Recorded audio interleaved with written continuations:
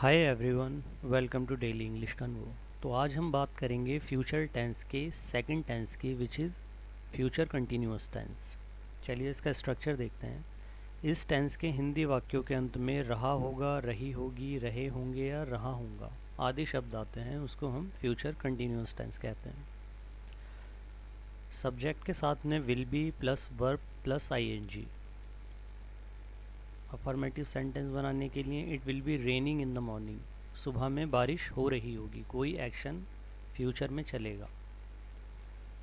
Negative बनाने के लिए subject plus will not plus verb के साथ में ING. It will not be raining in the morning, और सुबह में बारिश नहीं हो रही होगी। इंटेरोगेटिव बनाने के लिए will plus subject plus verb के साथ ING. Will it be raining in the morning, क्या सुबह में बारिश हो रही होगी। I you we they it he she सभी सब्जेक्ट के साथ में हमें विल भी लगाना है, देन वर्ब के साथ में आईएनजी। ये इसका रूल है।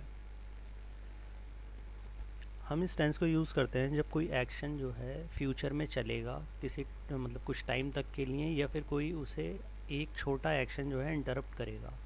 उन सिचुएशन में हम फ्यूचर कंटिन्यूस टेंस का यूज़ करते हैं। जैसे this time tomorrow I will B lying in the bed, मतलब सेम इसी टाइम कल मैं सो रहा हूँगा बेड पर। This time tomorrow she will be celebrating her birthday, तो कल इसी टाइम वो अपना बर्थडे सेलिब्रेट कर रही होगी। I will be taking exam next week, अगले हफ्ते में एग्ज़ाम दे रहा हूँगा। By 2040 we will be flying cars, मतलब 2040 तक हम उड़ने वाली जो कार है उसमें सफ़र करेंगे। आई will be studying in my room at 3 PM। जैसे कोई क्वेश्चन करता है कि 3 बजे क्या मूवी देखने चलोगे, तो आप कह सकते हो आई will be studying in my room at 3 PM, मैं 3 बजे अपने रूम में पढ़ रहा हूँगा। He will be travelling next month, वो अगले महीने ट्रैवलिंग कर रहा होगा, मतलब सफ़र पे होगा। नेक्स्ट यूसेज है हमारा वैन के साथ में। जब हम वैन के साथ इसको यूज़ करते हैं, चलिए पहले एग्जांपल देखते हैं। My wife will probably be cooking dinner when I reach home, मेरी वाइफ शायद खाना बना रही होगी जब मैं पहुंचूंगा। तो यहाँ पे ये काफ़ी सिमिलर है अपने फर्स्ट कंडीशनल के साथ में, जो हमने लास्ट वीडियो में देखा था कि हाफ क्लॉज जो है हम विल के साथ में यूज़ करते हैं और हाफ प्रेजेंट सिंपल के साथ। तो जैसे एक एग्ज़ाम्पल था कि I will call you when I reach home, मतलब मैं तुम्हें फ़ोन करूँगा जब मैं घर पहुँच जाऊँगा। तो सिमिलरली यहाँ भी ऐसा ही है कि मेरी वाइफ खाना बना रही होगी जब मैं पहुँचूँगा।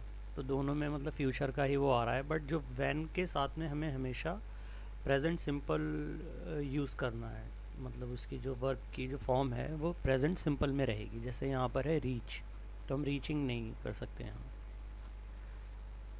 नेक्स्ट है हमारा आई will B sleeping when they arrive, मतलब मैं सो रहा हूँगा जब वो आएंगे, या जब वो पहुँचेंगे मैं सो रहा हूँगा। He will be doing work when you come back, जब तुम आओगे, जब तुम वापस आओगे तो वो काम कर रहा होगा। We will be making lunch when they arrive, जब वो पहुँचेंगे तो हम लंच बना रहे होंगे।